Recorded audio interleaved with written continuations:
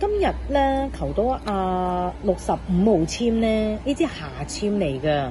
咁如果你問佢判唔判到佢有罪咧，一定判佢有罪噶啦嚇。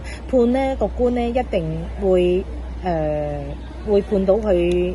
至少都幾耐唔知要睇個官睇啦，但係咧至少佢就逃唔出，一定係要坐噶啦咁解。因為咧佢呢支簽咧下簽少人多咗滯㗎。佢話後主就失國，佢話除滅陳氏就戰伐分都因擾離弊明君，東奔西赴無常識，井裏鴛鴦就引育人。呢個故事又講緊呢個陳國個皇帝冇咗個國家。做皇帝都冇咗個國家，點解啊？梗係啦，佢中意左一個妃子右一個妃子，好似啲女人閉住隻眼咁啊！做皇帝啊，成個昏君咁，令到另外個國家隋國睇準呢個機會，而家滅去陳國好易嘅啫。呢個昏君真係滅咗，佢攬住個兩個女人，係揾地方匿，都唔知匿去邊。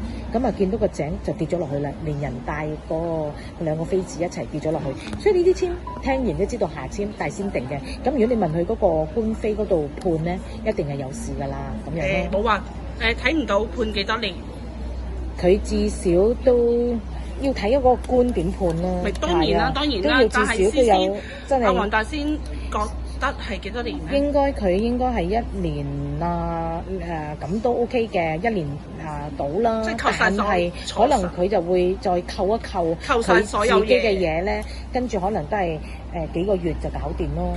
佢判就判到1年嘅，但係咧可能扣呢樣扣嗰樣咁啊，佢可能坐得幾個月咁樣咯。